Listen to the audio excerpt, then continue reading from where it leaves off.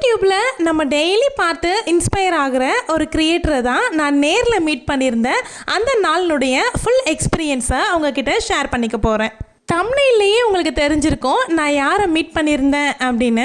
Video பார்த்துட்டு இருக்க உங்களில் எல்லாருக்குமே அவங்கள தெரிஞ்சிருக்கும். மகிழனி லைஃப் ஸ்டைல்ன்ற யூடியூப் சேனலை சக்ஸஸ்ஃபுல்லாக ரன் பண்ணிக்கிட்டு வந்துட்டு இருக்க மகா சிஸ்டரை தான் நான் அன்னைக்கு ஃபர்ஸ்ட் டைம் மீட் பண்ணியிருந்தேன். Welcome to my channel. நான் உங்கள் பிரியா. என் சேனலை சப்ஸ்கிரைப் பண்ணி தொடர்ந்து ஆதரவு கொடுத்துட்ருக்க உங்கள் எல்லாருக்குமே ரொம்ப நன்றி. இனிமேல் சப்ஸ்கிரைப் பண்ண போகிறவங்களுக்கும் ரொம்ப ரொம்ப நன்றி. நம்ம வீட்டு மாடியில் ஒரு 2-3 பூச்செடி இருக்குது. அதில் ஒன்று குண்டு மல்லி செடி இருக்குது. வீட்டிலையே பூத்த பூவை கொஞ்சமாக தான் வந்திருந்துச்சு.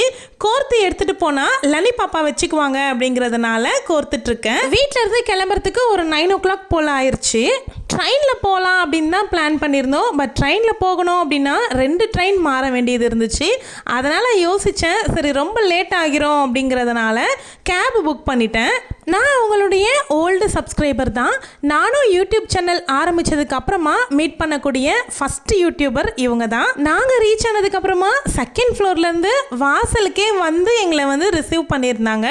ஒரு யூடியூபருக்கும் அண்ட் சப்ஸ்கிரைபருக்கும் இருக்கக்கூடிய எங்களுடைய ரிலேஷன்ஷிப் ஒரு ஸ்டேஜுக்கு மேலே அக்கா தங்கச்சி அப்படின்ற அளவுக்கு ரொம்பவே க்ளோஸ் ஆகிட்டோம்.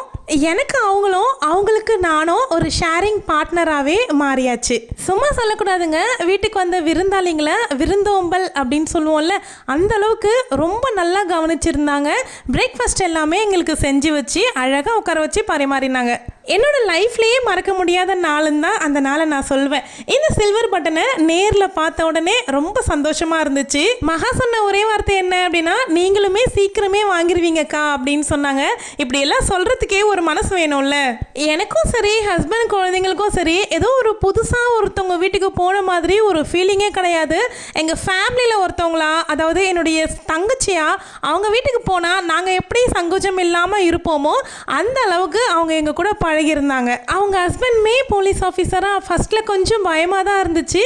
அப்புறமா அவருமே மகா மாதிரியே அன்பாக பேசி பழகினார். அப்போவே எங்களுக்கு பயம் எல்லாமே போயிடுச்சு. சாதாரணமாக பேச ஆரம்பிச்சிட்டோம். உண்மையாகவே எனக்கு அந்த நாள் கனவு மாதிரி தான் இருந்துச்சு. உண்மையாக சொல்லணும் அப்படின்னா எனக்கு அன்னைக்கு காது வேற சரியாகவே கேட்காம போயிடுச்சு. என்னன்னே புரியலை. நிறைய பேர் சொல்ல கேள்விப்பட்டிருக்கேன், நம்ம ரொம்ப சந்தோஷமாக இருந்தாலோ இல்லை நம்ம ரொம்ப அதிர்ச்சியில் இருந்தாலோ நம்ம காது கேட்காது அப்படின்னு சொல்லுவாங்க பார்த்தீங்களா. அந்த அன்னைக்கு எனக்கு அப்படி தான் இருந்துச்சு.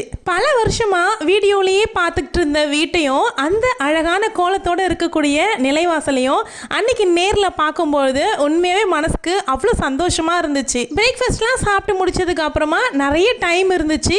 ஆனால் இருந்ததுன்னு பார்த்தா 1 மணி நேரம் தான் இருந்த மாதிரி இருக்குது. ஆனால் நாங்கள் நிறைய விஷயங்கள் பேசணும். நிறைய டைம் இருந்த மாதிரி தான் இருந்துச்சு. மார்னிங் கரெக்டாக ஒரு 10:30க்கு அவங்க வீட்டுக்கு நாங்கள் ரீச் ஆயிருந்தோம். 11:30 இல்லை 11:40 போல் நாங்கள் கிளம்பிட்டோம். ஏன்னா அங்கேருந்து கிளம்பி நாங்கள் கொஞ்சம் பர்ச்சேசிங் போக வேண்டியதும் இருந்துச்சு. அதனால் கிளம்பிட்டோம். இல்லைனா இன்னும் கொஞ்சம் நேரம் எக்ஸ்ட்ராவாக கூட இருந்துட்டு மகா கிட்ட ஜாலியாக பேசிட்டு பாப்பாங்க கூடலாம் விளையாடிட்டு அதுக்கப்புறமா கிளம்பியிருப்போம். பட் வெளியே போகிற வேலை இருக்குது அப்படிங்கிறதுனால கிளம்பியாச்சு. அன்றைக்கி பிரேக்ஃபாஸ்ட்டுக்கு கேசரி, இட்லி, சட்னி, சாம்பார், அப்புறம் மெதுவடை செஞ்சுருந்தாங்க.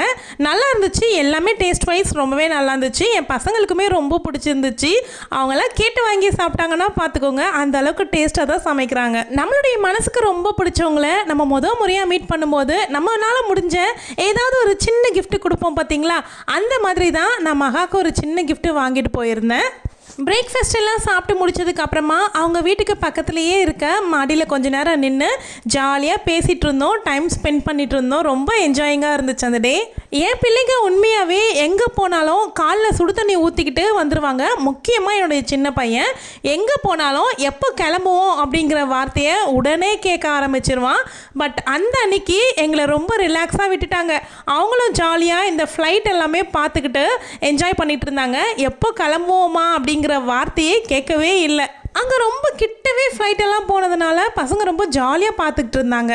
அதுக்கப்புறம் ஆட்டோலாம் புக் பண்ணிவிட்டு வெயிட் பண்ணிட்டு இருந்த கேப்பில் கொஞ்சமாக செல்ஃபிலாம் எடுத்துக்கிட்டோம். விடை பெறத்துக்கு மனசே இல்லாமல் விடை பெற்ற ஒரு நாள்னா அந்த நாள் தான். அவங்க ஹஸ்பண்ட் கிட்ட சொல்லிட்டே தான் வந்தேன், கண்டிப்பாக நீங்களும் ஃபேமிலியோட ஒரு நாள் எங்கள் வீட்டுக்கு வரணும் அப்படின்னு. நிச்சயமாக வரோம் அப்படின்னு சொல்லியிருக்காங்க.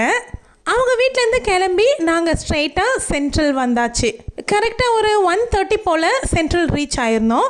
அங்கேருந்து இன்னொரு இடத்துக்கு போக வேண்டியது இருக்குது. மெயினாக இதுக்கப்புறம் பர்ச்சேஸ்க்கு போகணும் அப்படின்னு சொன்னேன்ல, பாடி சரவணா ஸ்டோர் தான் போகலாம் அப்படின்னு சொல்லிட்டு பிளானிங்கு. அந்த ஒரு நாளை விட்டால் ஹஸ்பண்டுக்கு மறுபடியும் டைம் கிடைக்கிறதுக்கு இன்னும் ஒரு வாரத்துக்கு அப்புறமா வரக்கூடிய சண்டே தான் டைம் கிடைக்கும். அதனால் அவங்க என்ன சொன்னாங்கன்னா, இன்றைக்கே வேலையை முடிச்சிடலாம் அப்படின்னு யோசிச்சு, ஸோ அன்றைக்கே எல்லா வேலையும் முடிச்சுட்டு செம்ம டயர்ட் ஆகிட்டோம். பசங்க கூட சொன்னாங்க டி நகர் சரவணா ஸ்டோருக்கு போகலாம் அப்படின்னு சொன்னாங்க. பட் அதெல்லாம் வேலைக்காகாது, ரொம்ப கூட்டமாக இருக்கும், நமக்கு எப்போவுமே பாடி சரவணா ஸ்டோர் தான் செட் ஆகும் அப்படிங்கிற மாதிரி நாங்கள் அங்கே வந்துட்டோம். ட்ரெயின் ஏறி கொரட்டூர் இறங்கிட்டு கொரட்டூர் பஸ் ஸ்டாண்டில் 35 பஸ் இருக்குல்ல, அது ஏறி லூக்காஸ் இறங்கி நாங்கள் சரவணா ஸ்டோர் போயிட்டோம். போத்தீஸ்மே ஓப்பன் பண்ணிட்டாங்க அப்படிங்கிறதுனால அந்த பக்கம் ரொம்ப க்ரௌடாயிருச்சு. அப்புறம் அங்கே ரீச் ஆகிறதுக்கே 2:30 2:40 போல் ஆயிடுச்சா, ரொம்ப பசியாயிருச்சு பசங்க எல்லாருக்குமே. சரவணா ஸ்டோர் போன உடனே ஃபஸ்ட்டு ஸ்ட்ரெயிட்டாக 9th ஃப்ளோர் போயிட்டு சாப்பிட்றதுக்காக போயாச்சு. அங்கே போனால் அங்கேயுமே கூட்டமாக இருந்துச்சு, எப்போவுமே டேபிள் கிடைக்காது. நானே வருஷத்துக்கு ஒரு தடவையோ இல்லை 2 தடவையோ தான் சரவணா ஸ்டோர் பக்கமே வரேன். அதுலேயுமே அவ்வளோ கூட்டமாக இருக்குது. எல்லாரும் அப்பப்போ வந்துடுவாங்களா இல்லை அந்தன்னைக்கு வந்திருந்த எல்லாரும் என்ன மாதிரியே வருஷத்துக்கு ஒரு தடவை தான் வரவங்களான்றது தெரியலைங்க. எப்போ சரவணா ஸ்டோர் போனாலும் எங்களுக்கு ஃபேமிலிக்கே ரொம்ப பிடிச்ச விஷயம்னா வெஜிடபிள் பிரிஞ்சி தான். அதை தான் ஆர்டர் பண்ணி வாங்கி சாப்பிடுவோம். பீஸாவுமே ஆர்டர் பண்ணியிருந்தோம். கடைசி வரைக்கும் அந்த பீஸாவை வாங்காமலே கிளம்பிட்டோம். அது ஒரு பெரிய கதை, அது இன்னொரு விலாகில் காமிக்கிறேன். எப்படியோ அடித்து பிடிச்சி உட்காந்து சாப்பிட்றதுக்கு டேபிளும் கிடச்சிருச்சு. ஃபஸ்ட்டு சாப்பிட்டுட்டு வந்த வேலையை பார்த்ததுக்கு அப்புறமா தான் அடுத்த வேலைக்கு போனோம். எப்போவுமே எந்த பர்ச்சேஸ்க்கு போனாலும் ஃபஸ்ட்டு போயிட்டு வயிறு ஃபில் பண்ணிடுறது, பசங்களுக்கும் சரி எங்களுக்கும் சரி. ஏன்னா அப்புறமா தான் எங்களுக்கு நிம்மதியாக பர்ச்சேஸே பண்ண முடியும்.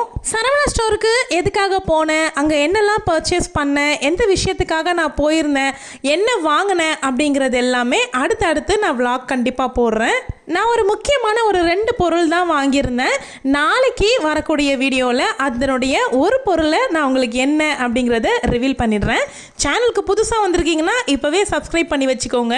இந்த ஆறுமுகம் அருளிடும் அனுதினமும் ஏறுமுகம்ன்ற வேலும் மயிலும் போட்ட இந்த கேலண்டரை மகா எனக்காக ரிட்டன் கிஃப்டாக கொடுத்தாங்க.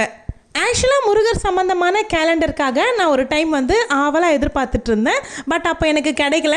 ஸோ இப்போ மகா கையால் கிடைச்சது இன்னுமே ரொம்ப சந்தோஷம். வீட்டுக்கு வந்ததுக்கப்புறமா அது எங்கே வைக்கலாம் அப்படின்னு யோசித்து பார்த்ததுல சரி ஓகே இந்த இடத்துல வச்சிடலாம் அப்படின்னு சொல்லிட்டு இங்கே வச்சாச்சு. இதுக்கு முன்னாடி நம்ம கிவ்அவேக்காக அனௌன்ஸ் பண்ணியிருந்தோம்ல ராஜ அலங்கார முருகர், அவரை எடுத்துகிட்டு கேலண்டருக்கு முன்னாடி வச்சுட்டேன். ஸோ நீங்கள் கிவ்அவேல இன்னும் கலந்துக்கல அப்படின்னா மறக்காமல் கிவ்அவேல கலந்துக்கோங்க. ஷார்ட்ஸில் செக் பண்ணி பாருங்கள், இல்லைனா பிளேலிஸ்ட் தனியாக இருக்குது கிவ்அவேக்காக. கிவ்அவே ரிசல்ட்டை அனௌன்ஸ் பண்ணுறதுக்கு இன்னும் ஒரு 4 நாள் தான் பாக்கி இருக்குது. மறக்காமல் போய் கலந்துக்கோங்க. மார்ச் 1ஆம் தேதி என் வாழ்க்கையிலேயே மறக்க முடியாத நாள். அன்னைக்கு நான் ஆசைப்பட்ட, நான் விருப்பப்பட்ட 3 விஷயங்கள் எனக்கு பிரபஞ்சம் நிறைவேற்றி கொடுத்துச்சு. என்ன அப்படிங்கிறது ஒரு விஷயம் இந்த வீடியோவில் பார்த்துட்டீங்க. அடுத்த வீடியோவில் இன்னொன்று சொல்கிறேன். தேங்க்யூ.